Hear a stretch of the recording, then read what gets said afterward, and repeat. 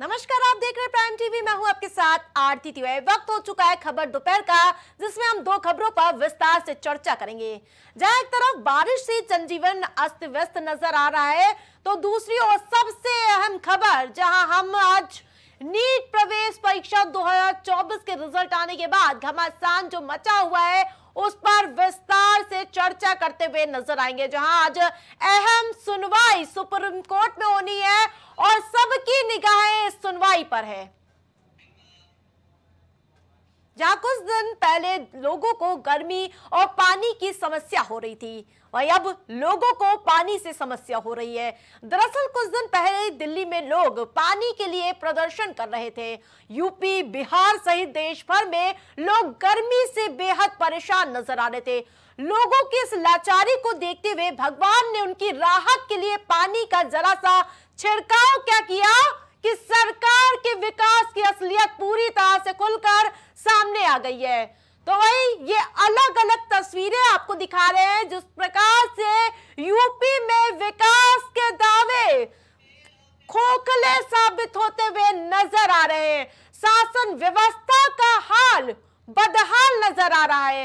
आगरा की तस्वीरें दिखा रहे हैं, जहां पानी पानी ताज नगरी, मोहब्बत की नगरी पानी में लबालब नजर आ रही है। वही दूसरी तस्वीर आपको बाराबंकी से दिखा रहे हैं, जहां बाढ़ की स्थिति लगातार बनती हुई नजर आ रही है। बिजनौर में भी पानी लबालब भरा हुआ नजर आ रहा है। तो चौथी तस्वीर आपको फर्रुखाबाद से दिखा रहे हैं, जहां किस प्रकार से प्लेटफॉर्म पर पानी भरा हुआ नजर आया, सड़कें बहती हुई नजर आ रही हैं। तो वहीं गोंडा में फसलों में पानी भरा नजर आ रहा है। लखीमपुर में भी ऐसी स्थिति कुछ नजर आ रही है। तो वहीं सीतापुर, श्रावस्ती में भी पानी पानी नजर आ रहा है। चारों ओर सिर्फ और सिर्फ पानी जैसा माहौल देखने को मिल रहा है। श्रावस्ती की अगर बात करें तो यहाँ भी राप्ती नदी लगातार खतरे के निशान से 0.83 मीटर ऊपर बह रही है, जिससे लगभग 18 गांव प्रभावित होते हुए नजर आ सकते हैं।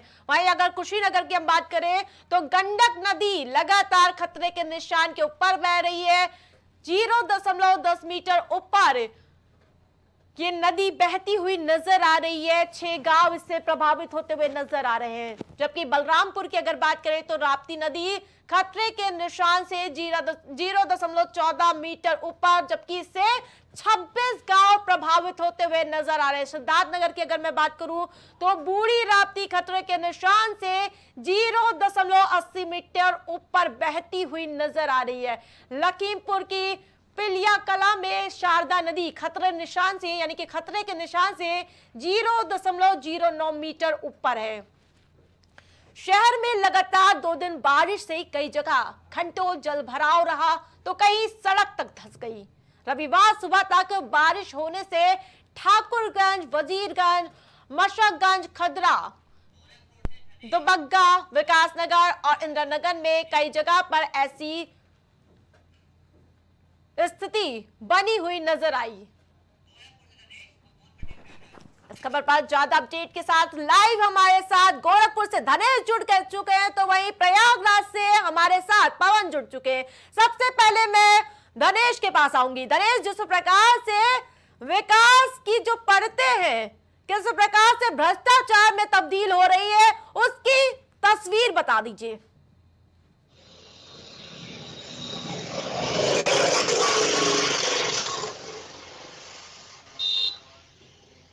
कर लिया जाए, बंदों को सुरक्षित कर लिया जाए, बंदों की मजबूती रहे, किसी भी तरीके से जो है कोई दिक्कतें ना आए बंदों में। मजबूती सिंचाई विभाग को लगातार जो अभी कुछ दिन पहले मुख्यमंत्री आए थे गोरखपुर, जो है कई बंदों का निरीक्षण भी किया, लेकिन उसके बावजूद कई बंदे यहाँ पे देखा है तो सड़कें धंसी मिली, तो उसके बाद उसकी मरम्मत हो रही है। तो हर बार ऐसा ही, हर साल ऐसा ही होता है कि मरम्मत की जाती है, लेकिन फिर उसके बाद उसकी मरम्मत की जरूरत पड़ती है। पानी अगर बहाव तेज होता है तो सड़कें धंसने लगती है। कहीं ना कहीं देखा जाए तो कोई ना कोई कमियां रह जाती है, जबकि प्रदेश सरकार लगातार कहती है कि कहीं किसी प्रकार की कोई कमी ना आए, लेकिन मरम्मत हर साल होती है, फिर उसके बाद फिर रिपेयर होता है, पैसे खर्च होते हैं। वजह क्या रहती है तो अधिकारी और लोग जाने। जी, जिस प्रकार से पवन गंगा यमुना का संगम माना जाता है प्रयागराज को, वहां पर किस प्रकार से नदियां उफान पर नजर आ रही हैं? देखिए आरती, संगम नगरी प्रयागराज में गंगा और यमुना दो प्रमुख नदियां हैं और ये दोनों प्रमुख नदियां को जो है सरस्वती आदि से सरस्वती जोड़ती है। इसीलिए गंगा यमुना आदि सरस्वती का संगम कहा जाता है प्रयागराज को। हालांकि अगर मौजूदा समय की बात करें तो प्रयागराज में जो नदियां हैं वो अभी खतरे के निशान से काफी नीचे है, लेकिन आने वाले दिनों में जिस तरीके से लगातार अन्य प्रदेशों में या अन्य प्रदेशों की बात करें या अन्य शहरों की बात करें, किस तरीके से जो बाढ़ का पानी है, जो नदियों का पानी है वो बढ़ रहा है। ऐसे में यह कहा जा रहा है कि आने वाले दिनों में प्रयागराज में भी बाढ़ जैसी स्थिति देखने को मिल सकती है, क्योंकि हर साल बरसात के मौसम में प्रयागराज में जो बाढ़ का पानी है वो देखने को मिलता है। लेकिन मौजूदा समय की बात करें तो प्रयागराज में गंगा और यमुना दोनों नदियों का जो जलस्तर है वो अभी काफी नीचे तक बह रहा है, क्योंकि प्रयागराज में बीते दिनों भीषण गर्मी ने नदियों को पूरी तरीके से सुखा रखा था। हालांकि प्रयागराज में बीते दिनों करीब 49 डिग्री तापमान दर्ज किया गया था। ऐसे में जो गंगा और यमुना का जलस्तर है वो अभी काफी नीचे है, लेकिन जिस तरीके से अन्य प्रदेशों में जिस प्रकार से मैं आपके पीछे देख पा रही हूँ कि किस प्रकार से चारों ओर पानी पानी नजर आ रहा है, लोगों से बातचीत करिए कि किस प्रकार की स्थिति बन चुकी है वहां पर। धनेश, इस समय नदी काफी तेज रफ्तार से बढ़ रही है और हम जहाँ खड़े हैं ये डोमिनगढ़ से लेकर के मझगांवा तक लाइफ लाइन दी जाती है ये सड़क, और इस सड़क पे एक तरफ पूरा पानी भर चुका है, दूसरी तरफ भी पानी भर रहा है। नदी की रफ्तार काफी तेज है। निचले धनेश पूछिए कितनी दिक्कतों का सामना लोगों को करना पड़ रहा है? कितनी दिक्कतों का सामना करना पड़ा, अभी पानी कम है तब उसके बाद क्या स्थिति है? स्थिति क्या है कि दिक्कतों का सामना, ये फसल सब्जी की फसलें डूब गई हैं तो जाहिर तौर पर है कि दिक्कत होगी, सब्जी महंगी हो जाएगी, लोगों को लोकल सब्जियां जो खरीद के खाते। आवागमन किस तरह हो रहा है? आवागमन का अभी तो दिक्कत नहीं है, लेकिन इसी तरह पानी बढ़ता रहा तो 1-2 दिन में कुछ नाव भी चल रही थी, नाव भी लगाना पड़ेगा। नाव कुछ लोग चला रहे हैं। अभी तो ये मछली मारने वाली नाव है, लेकिन 1-2 दिन में जो है कितने लोग प्रभावित हुए अभी तक? कितने लोग? 2-3 हजार लोग इससे प्रभावित हुए हैं। कितने गांव है क्या स्थिति? इसमें उत्तरी कोलिया, डोमिनगढ़, बहरामपुर समेत आधा दर्जन गाँव इसमें प्रभावित हुए हैं। हमारे साथ पवन भी लगातार जुड़े हुए हैं। जिस प्रकार से पवन, वहां के सड़कों का क्या स्थिति है, प्रशासन कितना तैयार नजर आ रहा है इस बाढ़ बारिश की पूरे मकर जाल के साथ? देखिए आरती, सबसे प्रमुख बात यह है कि प्रयागराज में आगामी महाकुंभ होना है और ये कहा जाता है कि ये सबसे बड़ा विश्व का सबसे बड़ा धार्मिक आयोजन कहा जाता है। हालांकि महाकुंभ 2025 को लेकर प्रयागराज में तमाम तरह की जो तैयारियां हैं वो देखी जा रही है, लेकिन अगर इसलिए परेशानी दूसरा पहलू भी देखें तो इस समय शहर वासियों के लिए परेशानी कहीं न कहीं वो जो है मुंह बाय खड़ी हुई है, क्योंकि विभिन्न स्थानों पर सड़कों का चौड़ीकरण किया जा रहा है, सड़कों का सुंदरीकरण किया जा रहा है, कई स्थानों पर तमाम निर्माण कार्य किए जा रहे हैं। लेकिन मौजूदा समय की अगर हम बात करें तो इस समय जो बारिश का मौसम है, ऐसे में लोगों को परेशानियों का सामना करना। बिल्कुल पवन, तमाम अपडेट के लिए धन्यवाद आपका। वही मैं रुक करती हूँ गोरखपुर का, जहां धनेश लगातार हमारे साथ जुड़े हैं। धनेश, जिस प्रकार से आपने लोगों से बातचीत की है, किस प्रकार से वहां की स्थिति बन चुकी है, तो वही अब आगे दिनों में अगर ज्यादा और बारिश होती है तो स्थिति कैसी होगी? देखिए स्थिति अभी भी लगभग जो आसपास जो पीछे देख रहे हैं आप, कुछ कहाँ से सब्जी बोए थे वो जो निचले स्तर है वो डूब चुके हैं, लगातार डूब रहे हैं और लगातार 2 सेंटीमीटर लगभग 2 सेंटीमीटर की बढ़त लगातार जो नदियों में है वो बढ़त हो रही है। और बात की जाए तो 74.98 का जो है RL मीटर जो है खतरे का निशान है, जो कि 73.5 किलो पहुंच चुका है। अगर लगातार इस तरह से अगर बढ़ता रहेगा जो हिसाब है किताब, अगर 4 दिन लगातार वाराणसी और नेपाल से अगर लगातार पानी छोड़े जा रहे हैं, अगर इस तरह से पानी अगर छोड़े जाएंगे तो लगातार लगभग सारी जो है एक धनेश, जिस प्रकार से मुख्यमंत्री योगी आदित्यनाथ भी पूरे मामले में सक्रिय नजर आ रहे हैं, मुख्यमंत्री योगी आदित्यनाथ ने अफसरों से सख्त हिदायत देते हुए कहा है कि अगर कोई भी कमी पाई गई तो बर्दाश्त नहीं है। ये बिल्कुल मुख्यमंत्री लगातार बारिश के पहले से मुख्यमंत्री का हिदायत देते आ रहे हैं कि कहीं भी बंधे, कहीं दिक्कतें ना हो, बंधों को मरम्मत की जाए, बोल्डर तक गिराया जाए, मिट्टियां जहाँ गिरानी हो, जो भी स्थिति ऐसा ना हो, गंभीर स्थिति हमेशा जो पैदा होती है वो पैदा ना हो। लेकिन अधिकारियों के कान तक जू नहीं रहते हैं। अभी भी कुछ सड़कें टूटी हुई है, सड़कें की मरम्मत चल रही है, पुल के बंधों के आसपास जो है कुछ सड़कें टूट भी गई, उनकी मरम्मत अब हो रही है। तो अगर देखा जाए मुख्यमंत्री लगातार एक्टिव है, उन्होंने खुद जो है बंधों का निरीक्षण करके अधिकारियों का जल शक्ति मंत्री भी साथ में थे कुछ दिन पहले। लेकिन अगर बात की जाए तो अधिकारी मनमाना कहीं अपना मनमाना नहीं छोड़ रहे हैं और कहीं ना कहीं देखा जाए तो अपनी मनमानी कर रहे हैं और उनके कान तक जू नहीं जुड़ रही है। सड़कें जब टूट रही हैं तो अब जाके मरम्मत हो रही है, तो देखा जाए कहीं ना कहीं कमियां निकल रही हैं। आज के अगर मौसम की बात करें तो गोरखपुर में किस प्रकार का मौसम आज देखा जा रहा है? ये बारिश लगातार रुक रुक के बारिश हो रही है और स्थिति यही रहेगी तो जलस्तर लगातार बढ़ता जाएगा और जो निचले स्तर जो अभी तक कुछ डूब चुके हैं, जो सब्जियों का खेती था आप देख रहे पीछे हमारे, वो डूब चुके हैं। जो खेत जो रोज तबके की जो सब्जी उगाने वाले जो किसान है उनकी सारी फसल नुकसान हो चुकी है, खत्म हो चुकी है। अगर देखा जाए तो उनकी भरपाई कौन करेगा तो अलग की बात है, लेकिन कहीं ना कहीं दिक्कतों का सामना जो किसान जो है सब्जियों वाले किसान उनको उनकी फसलें डूब चुकी है और आगे भी अगर जिस तरह से जो जलस्तर बढ़ रहा है तो फिर आगे जो और भी गांव प्रभावित होगा। पूरी जो बिल्कुल धनेश, तमाम अपडेट के लिए धन्यवाद। तो लगातार खतरे के निशान पर नदियां बहती हुई नजर आ रही है।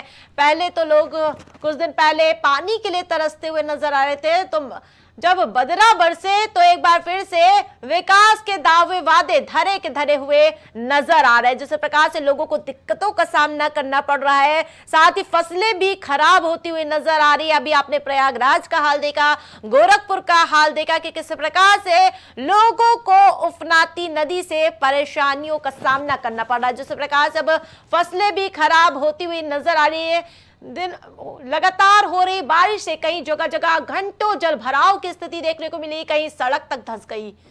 वहीं अगर लखनऊ की अगर सिर्फ बात करूं तो ठाकुरगंज, वजीरगंज, यानी कि मशकगंज, खदरा, दुबंका, विकास नगर में काफी पानी की स्थिति देखने को मिली। और इस खबर पर ज्यादा अपडेट के साथ एक बार फिर से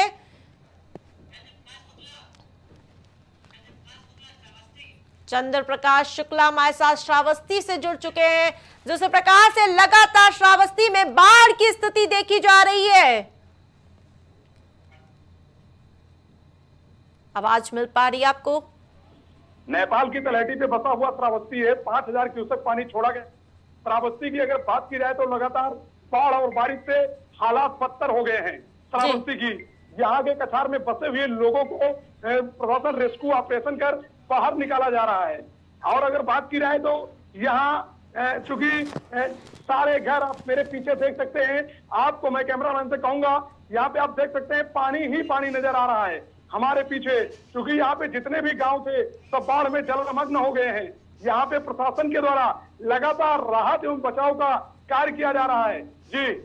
जी, जिस प्रकार से राप्ती नदी खतरे के निशान के ऊपर से बह रही है, कितने गांव इसमें प्रभावित होते हुए नजर आ रहे हैं?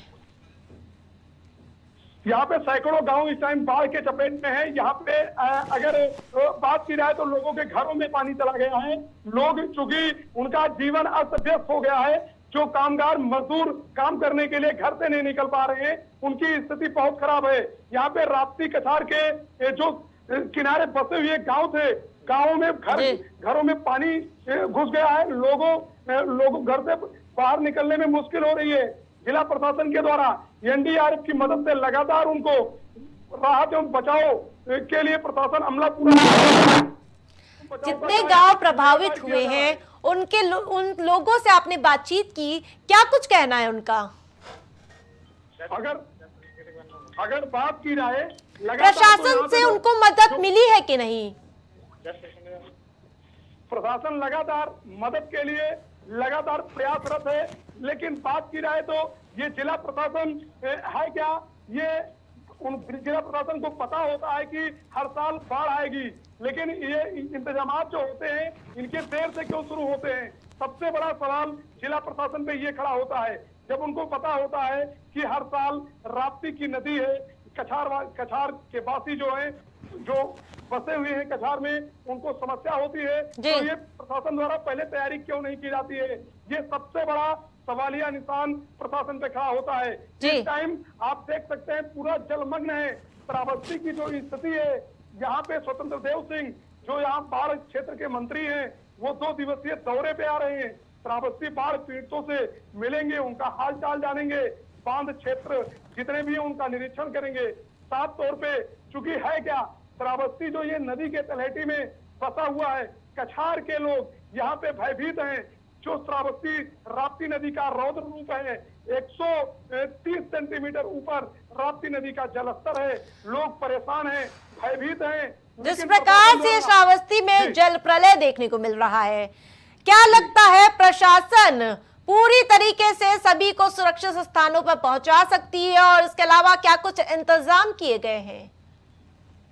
प्रशासन लगातार अपने कार्यों में जुटा हुआ है। यहाँ के जो नौगांतुक जिला अधिकारी हैं अजय कुमार द्विवेदी लगातार पुलिस अधीक्षक के साथ बाढ़ क्षेत्रों में भ्रमणशील हैं और भ्रमणशील रह करके लगातार बाढ़ क्षेत्रों का निरंतर दौरा बिल्कुल नजर बनाए रखिए। तमाम अपडेट के लिए धन्यवाद। जब भारी बारिश के बीच नेपाल से पानी छोड़े जाने से स्थिति अब बदहाल होती हुई नजर आ रही है, जहां आपको बता दूं कि मुख्यमंत्री योगी आदित्यनाथ भी पूरे मामले में सख्त हो चुके हैं। जहां मुख्यमंत्री योगी आदित्यनाथ ने तड़के ही श्रावस्ती और कुशीनगर के जिलाधिकारियों से बात कर स्थिति की जानकारी ली है। सीएम ने सभी डीएम को बाढ़ से प्रभावित फसलों का 24 घंटे के अंदर सर्वे करवा कर शासन को रिपोर्ट देने की यानी कि सौंपने के निर्देश दिए हैं। तो जहां आपको बता दें कि मुख्यमंत्री योगी आदित्यनाथ पूरे मामले में अलर्ट मोड पर नजर आ रहे हैं, जहां लगातार बद इंतजामी से लोगों को दिक्कतों का सामना करना पड़ रहा है। वही 75.10 मिमी पानी बरसने से एक बार फिर से स्मार्ट सिटी की पोल खुलती हुई नजर आ रही है।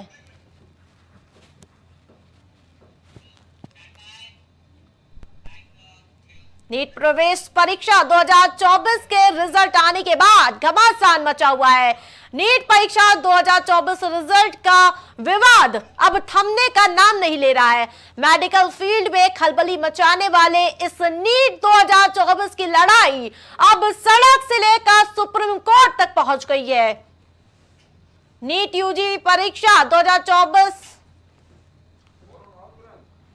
को लेकर सुप्रीम कोर्ट लगातार सख्त नजर आ रही है। याचिका लगातार दायर की गई है। वहीं आज अहम फैसला होने वाला है। वहीं नीट यूजी परीक्षा 2024 को लेकर यानी कि रद्द करने की मांग लगातार तेज होती हुई नजर आ रही है। तो वहीं आज सुप्रीम कोर्ट में अहम फैसला सुनाया जाएगा। वहीं आपको बता दें कि सुप्रीम फैसले का सभी को इंतजार है। नीट यूजी परीक्षा को लेकर चल रहे विवाद पर आज सुप्रीम कोर्ट में सुनवाई होनी है। सुप्रीम कोर्ट में इस मामले को लेकर करीब 38 याचिकाएं दाखिल की गई हैं। साथ ही सुप्रीम कोर्ट में याचिका दाखिल कर छात्रों ने परीक्षा रद्द करने की मांग की है। और इस खबर पर ज्यादा अपडेट के साथ मोहम्मद कलीम लाइव हमारे साथ जुड़ चुके हैं। जिस प्रकार से 24 लाख अभ्यर्थियों की आस आज की सुनवाई पर निर्भर है। कलीम, देखिए आरती जी, जिस तरीके से बात की जाए नीट यूजी को लेकर के जो परीक्षा रद्द करने के मामले को लेकर के पहले यह मामला हाई कोर्ट पहुंचा था, उसके बाद अब यह मामला सुप्रीम कोर्ट में है और सुप्रीम कोर्ट में आज सुनवाई होनी थी। अगर बात की जाए सुबह 10:30 बजे इस मामले में पूरी सुनवाई होनी थी, क्योंकि 28 लोगों ने इस मामले में याचिका दायर की थी। लेकिन सुबह सुनवाई ना होकर के जो सेकंड शिफ्ट की अगर बात की जाए 2 बजे के बाद इस मामले में पूरी सुनवाई होगी। लेकिन अगर हल्फनामे की बात की जाए केंद्र सरकार के द्वारा इसमें जो हल्फनामा दाखिल किया गया है, उस हल्फनामे में साफ तौर से यह कहा गया है कि अगर परीक्षा रद्द की जाती है तो युवाओं के भविष्य के साथ खिलवाड़ भी होगा। यानी कि इसमें यूं कहा गया कि जो अभ्यर्थियों ने ईमानदारी से परीक्षा दी है उनके भविष्य के साथ भी खिलवाड़ हो रहा है। अगर पेपर लीक के मामले की अगर बात की जाए तो पेपर लीक मामले को लेकर के पटना की बात की जाए, मेदवा की बात की जाए, इन जगहों पर से जिस तरह से पेपर लीक की जो शिकायतें आई हैं उन जगहों पर पेपर जो कलीम, सरकार ने इस पूरे मामले में हलफनामा दायर किया है, उसमें क्या कुछ कहा गया है?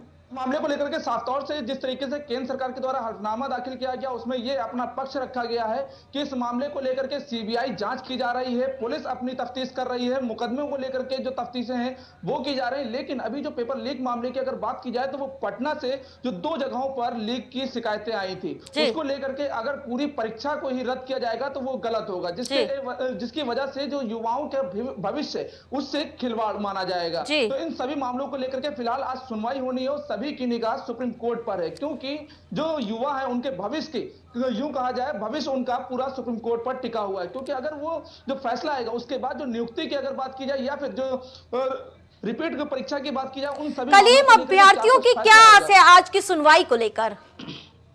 देखिए आरती जी, जिस तरीके से आज को लेकर के बात की जाए, इससे पहले जब ये मामला हाईकोर्ट पहुंचा था तो हाईकोर्ट ने इस मामले को खारिज कर दिया था, क्योंकि इस परीक्षा को रद्द करने से पूरी तरीके से साफ मना किया था। उसके बाद ये मामला सुप्रीम कोर्ट पहुंचा था और सुप्रीम कोर्ट में फिलहाल आज जिस तरीके से सुनवाई होनी है, सुनवाई के दौरान 3 जजों की बेंच इस मामले की पूरी सुनवाई करेगी और सुनवाई के बाद जो फैसला आएगा उस फैसले को सरकार को भी मानना होगा, क्योंकि फिलहाल इस मामले को जिस तरीके से केंद्र सरकार ने जो अपनी रिपोर्ट सौंपने के साथ साथ हलफनामा दाखिल कर अपना पक्षकार जो वकील रखा है वो भी आज इसमें जो है अपनी जो है बात रखेगा और किस कारण जो सीबीआई जांच हो रही है उसके आधार पर जो रद्द करने की बात है वो रद्द ना किया जाए या फिर इस मामले में सुनवाई होगी। वो नीट परीक्षा का मुद्दा पहले विरोध प्रदर्शन तक गया, फिर सड़क तक पहुंचा, संसद पहुंचा और अब पूरा मामला सुप्रीम कोर्ट पर निर्भर है। देखिए आरती जी, जाहिर सी बात है, क्योंकि जिस तरीके से केवल ये नीट यूजी परीक्षा पेपर लीक मामले की शिकायत नहीं है, क्योंकि जो युवाओं के भविष्य के साथ खिलवाड़ हुआ उन सभी मामलों को लेकर के जो युवा है उनमें आक्रोश है, क्योंकि जो 7 पेपर लीक हुए उन पेपरों का भी जो लीक होने के मामले के बाद आक्रोश कहीं ना कहीं एक बढ़ता चला गया। यानी कि अगर बात की जाए आरओ की बात की जाए या फिर पुलिस भर्ती की बात की जाए या फिर यूपी SSC की बात की जाए, ऐसे ही कई परीक्षा थे जिनको जो है पूरी तरीके से पेपर लीक की शिकायतें आई और उनके बाद जो आक्रोश बढ़ता गया, आक्रोश के बाद सबसे बड़ा विरोध देखा जाए तो पुलिस भर्ती परीक्षा में वो सबसे बड़ा विरोध रहा और दूसरा अगर विरोध की बात की जाए तो नीट को लेकर के रहा, क्योंकि सबसे ज्यादा याचिका कलीम डीवाई चंद्रचूड़ की बेंच इस पूरे मामले की सुनवाई कर रही है। कितने बजे से ये सुनवाई शुरू होने वाली है? देखिए फिलहाल जिस तरीके से अगर आज की सुनवाई की बात की जाए, जो 8 जुलाई को ये इस मामले की पूरी सुनवाई होनी थी, पहले तो ये सुबह 10:30 बजे इस मामले की सुनवाई होनी थी, लेकिन अब जो सेकंड शिफ्ट की बात की जाए यानी कि दोपहर 2 बजे से इस पूरे मामले की सुनवाई होनी है, यानी कि 2:30 बजे से इस पूरे मामले में कहीं ना कहीं सुनवाई शुरू होगी और दोनों जो अधिवक्ता है दोनों पक्ष के वो अपनी जो है जो बात की जाए अपील करेंगे, अपनी बातें रखेंगे, उसके बाद ही सुप्रीम कोर्ट अपना कहीं ना कहीं इस मामले में फैसला भी सुनाएगा। क्या लगता है अभ्यर्थियों को आज न्याय मिल सकता है कलीम? देखिए फिलहाल न्याय की बात की जाए तो न्याय की आस तो सभी अभ्यर्थियों को है, लेकिन जो फैसला आएगा उस फैसले को अभी कहना जल्दबाजी होगी, क्योंकि ये मामला जिस तरह से हाईकोर्ट पहुंचा था, हाईकोर्ट के बाद जो केंद्र सरकार ने इस मामले में हलफनामा दाखिल करते हुए जो हाईकोर्ट में अपना पक्ष रखा था, अब सुप्रीम कोर्ट में पक्ष रखा जा रहा है। नजर बनाए रखिए तमाम अपडेट के लिए, तमाम जानकारी। खबर दोपहर में फिलहाल इतना ही। देखते रहिए प्राइम टीवी।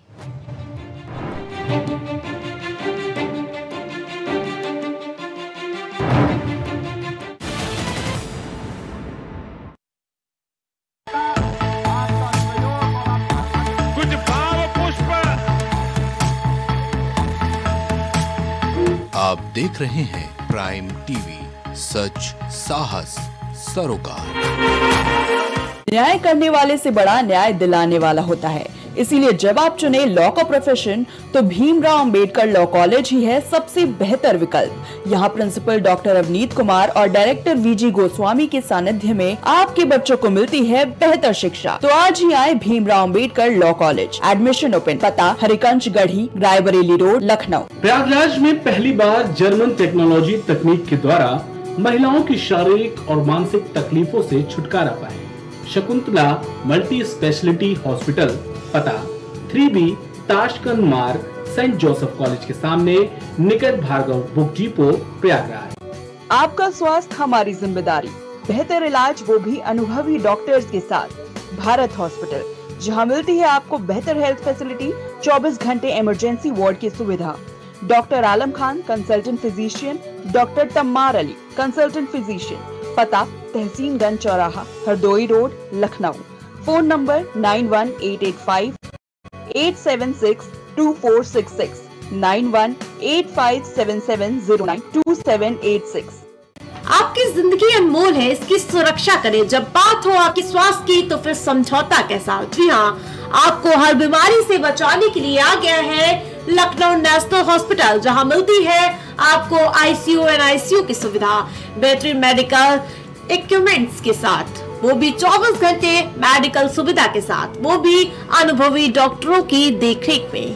पता national complex near Sunni inter college, Tundiyaganj, Lucknow. Mobile number 7991223441। Sunita home care centre, जहां रखा जाता है पेशेंट से लेकर बच्चों तक का ख्याल। पता मटियारी विधायक चौराहा, Chunat, Faizabad road, Lucknow. Mobile number 9125179740, 9219470312। अब हर किसी के घर में गूंजेगी बच्चों की किलकारियां। निसंतान को भी मिलेगा अब संतान का सुख। जी हाँ, बांझपन से अगर आपको भी चाहिए छुटकारा तो आज ही आइए Saira health care and hijama centre. आपका स्वास्थ्य ही हमारी प्राथमिकता। डॉक्टर निजामुद्दीन कासमी, सेक्स रोग विशेषज्ञ, हर्बल दवाओं के द्वारा गुप्त रोग और बांझपन के सफल उपचार की 100% गारंटी। पता बाराबंकी, उत्तर प्रदेश। महिला एवं प्रसूति रोग विशेषज्ञ, लेप्रोस्कोपी सर्जरी जैसे gall bladder, hernia, kidney stone का आधुनिक विधि द्वारा उपचार किया जाता है। अदिति हॉस्पिटल, जहां मिलता है आपको बेहतरीन इलाज अनुभवी डॉक्टर्स के साथ। आपका स्वास्थ्य ही हमारी प्राथमिकता। पता Alapur, Lucknow road, post head office, Barabanki. Phone number 05248297631, 8707381354, 7912120078। Gurgaon के टॉप ब्यूटी सैलून में से एक about you nails and beauty salon and academy, जहां मिलता है आपको नेल एक्सटेंशन जैसे सभी तरह की कॉस्मेटिक सेवाएं। पता 17 basement Huda market, sector 40, Gurgaon. संपर्क करें 9555299960। Medico hospital and super speciality centre, जहां होता है स्पेशलिस्ट डॉक्टरों की निगरानी में बेहतर इलाज। संपर्क करें 9455270200। पता नए हाईकोर्ट के सामने, स्माइलगंज, फैजाबाद रोड, लखनऊ। करी भोजपुरी के पहला story telling mobile app यायावरी via Bhojpuri play store से और डूब जाएं दुनिया भर के कहानियन के अद्भुत सागर में आपन भाषा भोजपुरी में। यायावरी वाया भोजपुरी, कथा कहानी आपन बानी। मस्तिष्क मनोरोग, नस एवं नशा मुक्ति के विशेषज्ञ डॉक्टर राकेश पासवान। पता Sitaram hospital, Darbhanga colony, Lowther road, Prayagraj. MGM hospital and research centre, advance neuro and spine surgery centre. आपका स्वास्थ्य ही हमारी प्राथमिकता। पता झलवा, प्रयागराज। मां सरस्वती शिक्षण संस्थान मदुरी, राजकीय मान्यता प्राप्त विद्यालय, जहां होता है भविष्य निर्माण। एडमिशन के लिए आज ही संपर्क करें और अपने बच्चों को दिलाएं बेहतर शिक्षा। जिला Kheri, Uttar Pradesh. Goyal super speciality hospital आपके लिए लेकर आया है world class heart care facilities, जहां होता है हार्ट समेत सभी बीमारियों का बेहतर इलाज। संपर्क करें अयोध्या रोड, चिन्हट, लखनऊ। babasahebshadi.com, ये पोर्टल वेबसाइट शादी विवाह के रिश्तों के लिए ये बहुत ही भरोसेमंद और बेहतरीन पोर्टल वेबसाइट है। अभी तक बहुत सारे लोगों ने इस पर भरोसा किया है और मनचाहा रिश्ता पाया है। ये पूर्णतः सुरक्षित है। आप आज ही अपना निशुल्क पंजीकरण कराएं और मनचाहा रिश्ता पाएं। दशकों से प्रयागराज के विश्वसनीय शैक्षणिक संस्थानों में से एक वैभव क्लासेस, जहां मिलता है शिक्षा का बेहतर एनवायरनमेंट अनुभवी शिक्षकों के साथ। पता near auto sales building, civil lines, Prayagraj. Wallpaper की बेहतरीन डिजाइन के साथ इंटीरियर और एक्सटीरियर के कार्यों का बेहतरीन अनुभव। Kesarwani paints and hardware. पता जवाहरलाल नेहरू रोड, निकट पार्वती हॉस्पिटल, प्रयागराज।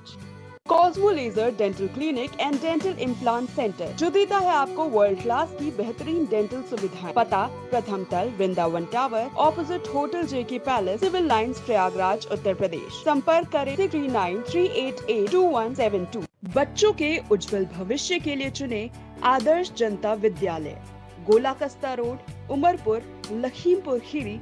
एडमिशन के लिए आज ही संपर्क करें। छूट नहीं पाएगी अब यूपी की